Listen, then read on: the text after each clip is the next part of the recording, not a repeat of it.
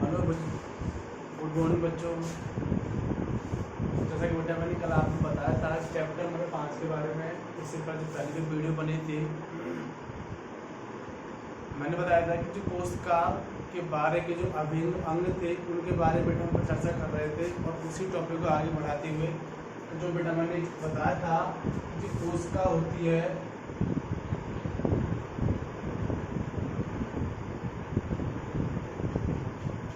मैंने बताया था कि कोशिका के बारे में मैंने आपको पूरी जो उसकी व्याख्या थी करके बताई थी कि इसकी खोज किसने की, क्या क्या इसमें पाया जाता है, कौन कौन से अंग हैं जो हमारे शरीर में पाए जाते हैं, पात्र कोशिका में कौन कौन से पाए जाते हैं, जंतु कोशिका में कौन कौन से पाए जाते हैं।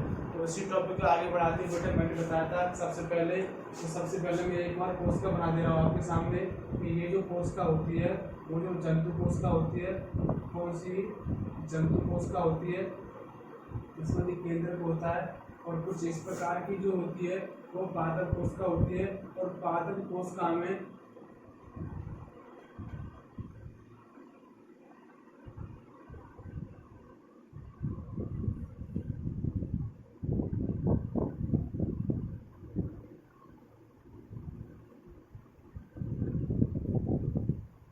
ठीक है बेटा, ये जंतु कोशिका, ये पादप कोशिका, और इन दोनों में कुछ समानताएं पाई जाती हैं और कुछ असमानता पाई जाती हैं। जैसे सबसे पहला पॉइंट मैं आपको बताऊं कि जो कोशिका की जो दोनों समानता पाई जाती है वो पाई जाती है बेटा केंद्रक की। तो केंद्रक दोनों पाया जाता है।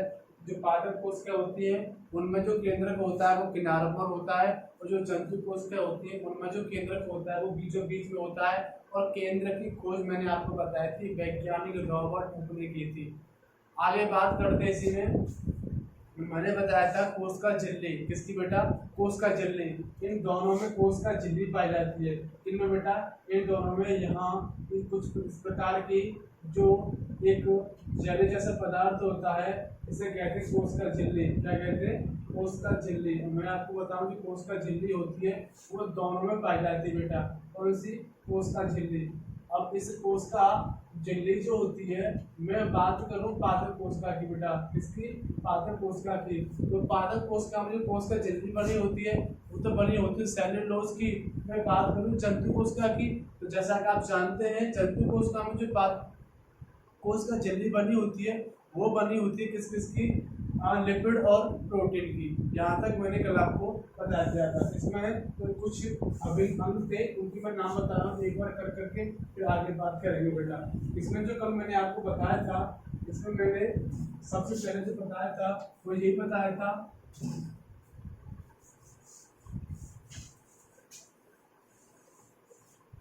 पहला टॉपिक था कोशिका झिल्ली।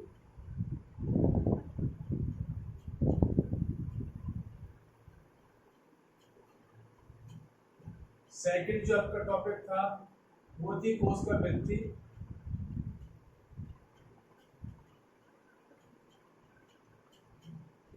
और कोशिका भित्ति में भी बताया था कि जो कोशिका भित्ति होती है वो केंद्रक और कोशिका झिल्ली दोनों के मध्य पाई जाती है। केंद्रक और कोशिका झिल्ली के मध्य जो जो पदार्थ उसे क्या कहते हैं, कोशिका झिल्ली कहते हैं। इसी मैंने आगे बताया था आपको कोशिका द्रव, क्या बताया था बेटा, कोशिका द्रव, कोशिका द्रव या कहते हैं प्लाज्मा झिल्ली। इसी मैंने आपको कराया था केंद्रक,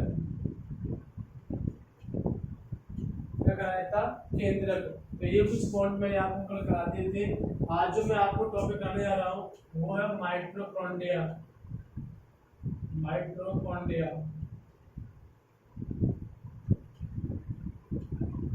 मैं आपको बताऊं कि जो माइटोकॉन्ड्रिया होता है उसकी संरचना कुछ इस प्रकार होती है।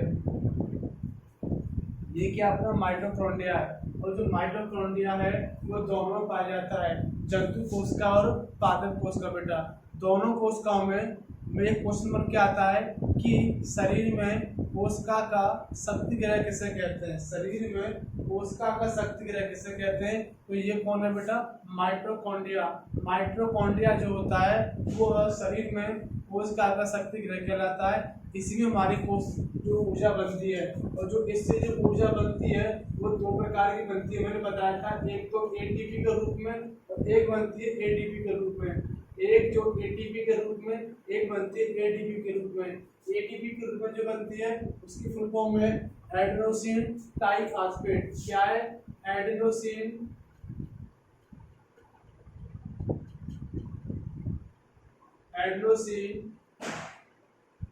ट्राइफॉस्फेट।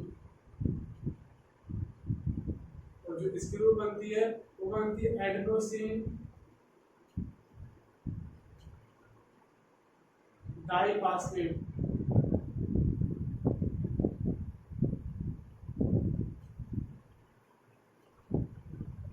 हमारे शरीर में जो बनती है वो बनती है ये वाली, ये बनती है बेटा, ध्यान रखना। और वो भी कितनी? एक बार में लगभग 36 एटीपी की ऊर्जा हमारे शरीर में बनती है। तो ध्यान रखना बेटा, हमारे शरीर में जो कोशिका का शक्ति गृह कहलाता है, जिस किसी को शक्ति की आवश्यकता होती है कोशिका को हमारे शरीर में, तो वो कौन बनाता है बेटा? माइटोकॉन्ड्रिया। और माइटोकॉन्ड्रिया की जो खोज की थी वो कॉलिकर नामक वैज्ञानिक ने की थी। किसने? कॉलिकर नामक वैज्ञानिक ने इस माइटोकॉन्ड्रिया की खोज की थी। और यही माइटोकॉन्ड्रिया जो होता है वो जंतु कोशिका और पादप कोशिका दोनों में पाया जाता है, और दोनों में ही ऊर्जा का कार्य करता है जो कोशिका को निरंतर प्रदान करता है। तो ये क्या होता है बेटा? माइटोकॉन्ड्रिया होता है। माइटोकॉन्ड्रिया कोशिका का, जिसे ब्रिकेट भी कहते हैं। माइटोकॉन्ड्रिया दोहरी झिल्ली की बनी होती है, बाहरी झिल्ली छोटी होती है और भीतर की झिल्ली बहुत अधिक तलित होती है। तो मैं आपको बताऊं, जो माइटोकॉन्ड्रिया होता है इसमें दोहरी झिल्ली होती है, और दोहरी झिल्ली होने के कारण जो बाहरी झिल्ली होती है वो कैसी होती है बेटा? एक जालनुमा होती है, ऐसे मान सकते हैं। और जो अंदर वाली झिल्ली होती है वो कैसी होती है? दलित होती है। इनमें जो ऊर्जा बनती है वो एटीपी को रूप में बनती है। एटीपी कोशिका ऊर्जा है, शरीर में रासायनिक यौगिकों को बनाने तथा यांत्रिक कार्य के लिए एटीपी का संचित ऊर्जा का उपयोग करता है। ये चीज तो हुई। तो मैंने आपको कुछ कल बताया था कि हमारे दो आनुवंशिक पदार्थ होते हैं। एक तो होता है हमारा डीएनए, क्या एक हमारा डीएनए होता है, और एक होता है हमारा आरएनए। कौन सा? आरएनए। और जो डीएनए, मैं आपको बताऊं, केंद्रक के अलावा, केंद्रक में तो डीएनए पाया जाता है, इसके अलावा जो डीएनए होता है बेटा वो माइटोकॉन्ड्रिया में पाया जाता है। कहाँ पाया जाता है? माइटोकॉन्ड्रिया में भी डीएनए पाया जाता है। डीएनए क्या होता है? डीएनए एक आनुवंशिक पदार्थ है। इसकी जो फुल फॉर्म होती है वो डीऑक्सीराइबोन्यूक्लिक अम्ल होती है। और बात करें आरएनए की, तो आरएनए की जो फुल फॉर्म होती है वो राइबोन्यूक्लिक अम्ल होती है। ठीक है, ये चीज मैंने आपको कल बता दी थी। अब बात करते हैं हम कोश का विभाजन। किसकी बेटा? कोश का विभाजन की बात करते हैं।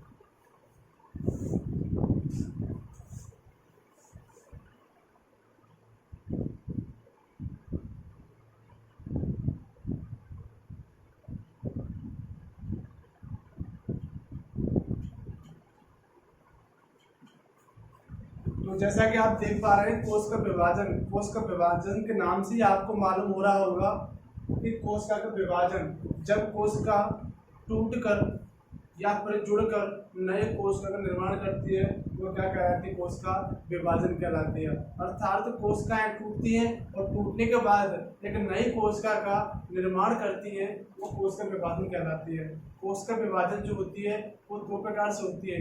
एक होता है अर्धसूत्री कोशिका विभाजन, एक होता है समसूत्री कोशिका विभाजन। जो हम लोगों में होता है वो कौन सा होता है बेटा? अर्धसूत्री कोशिका विभाजन होता है। जीवधारियों में वृद्धि हेतु नई कोशिका बनती है, जिससे प्राणी मृत एवं क्षतिग्रस्त कोशिकाओं का प्रतिस्थापन और प्रजनन हेतु जीनोम बनते हैं और नई कोशिका बनने की प्रक्रिया को कोश विभाजन कहते हैं। ध्यान रखना बेटा, जो नई कोशिकाएं बनती हैं और जो पुरानी कोशिकाएं वो तो समाप्त हो जाती हैं, तो जो नई कोशिका बनती हैं तो बनने की जो प्रक्रिया होती है वो क्या कहलाती है? कोशिका विभाजन कहलाती है। ठीक है ना। कोशिका विभाजन में क्या है? नई कोशिका का निर्माण होता है। कोशिका विभाजन की प्रक्रिया जिससे अधिकतर कोशिकाएं वृद्धि हेतु विभाजित होती हैं, तो उन्हें क्या कहते हैं बेटा? कोशिका विभाजन कहते हैं। इस प्रक्रिया में प्रत्येक कोशिका मृत कोशिका भी कहते हैं। आप देखते होंगे कि जब कोशिका टूटेगी ना तो उसे क्या कहते हैं? मृत कोशिका कहते हैं। और नई कोशिका का निर्माण होता है, तो जो नई कोशिका निर्माण होता है वह समसूत्री विभाजन के द्वारा हम कर सकते हैं। तो मैं आपको बता दूं कि इस प्रक्रिया में प्रत्येक कोशिका विभाजित होती है। इसकी जो संख्या है कोशिकाओं की संख्या मात्र कोश में समान होती है। यह जीवों में वृद्धि एवं पूर्णियों का बड़ा पद सहायता करती है। जंतुओं और पौधों में प्रजनन अंगों अथवा ऊतकों की विशेष कोशिकाएं विभाजित होकर जीवों बनाती है, तो निषेचन के पश्चात संतति निर्माण करती है। ठीक है बेटा। तो मैं आपको बता दूं कि ये जो कोशिका होती है वो तो एक जो पहले जो कोशिका होती है वो कुछ इस प्रकार की होती है। इसमें जो कोशिका बटी होती है वो इस प्रकार बटी होती है। लेकिन ये दोनों कोशिकाएं जब जाएंगी तो दो भागों में बढ़ जाएंगे। तो पहला जो वाला भाग होगा वो ये होगा और जो दूसरा वाला भाग होगा वो कैसा होगा? ये भी ऐसा होगा। तो इसे कहते हैं समसूत्री विभाजन। कौन सा बेटा? समान में बंटवारा बेटा। इसे क्या कहते हैं? समसूत्री विभाजन। और एक नई संतति का निर्माण करती हैं। क्या करती हैं? एक नई संतति का निर्माण करती हैं। इस प्रकार अर्धवाहन होने से अर्धसूत्र कहते हैं। जो निषेचन के पश्चात संतति अलग करती है वो क्या कहलाती है बेटा? अर्धसूत्र कहलाती है। जिससे कब से दो विभाजन होते हैं। जब कोशिका अर्धसूत्र में विभाजित होती है तो इसमें दो की जगह चार नई कोशिका बनती है। तो ध्यान रखना समसूत्री बेटा। किसमें? समसूत्री में। अगर मैं बात करूं समसूत्री की तो समसूत्री में क्या बनती है? सिर्फ दो नई कोशिका बनती है। कितनी बेटा? दो नई कोशिका।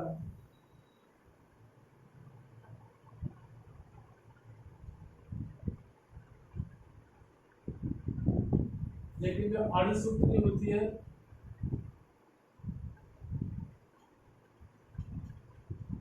इसमें बेटा चार नई कोशिका बनती है। कौन सी बेटा?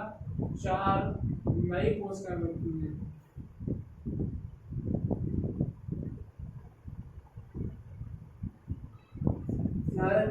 समसूत्री में दो नई कोशिका बनती है। जब बात करते हैं अर्धसूत्री की तो अर्धसूत्री में क्या है? चार नई कोशिकाएं बनती हैं। और इस प्रकार क्या होता है बेटा? कोशिका विभाजन हो जाता है। एक बार ये तो इसका बेटा समसूत्री का है।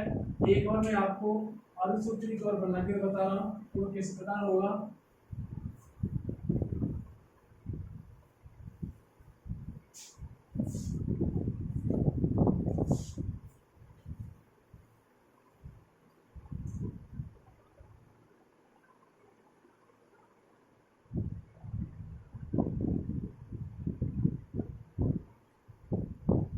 ये बेटा दो बढ़ जाएगी।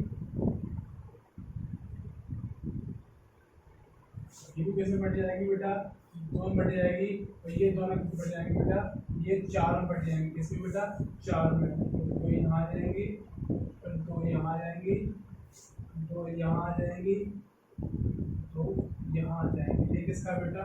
ये आपका अर्धसूत्री का है। किसका? अर्धसूत्री का।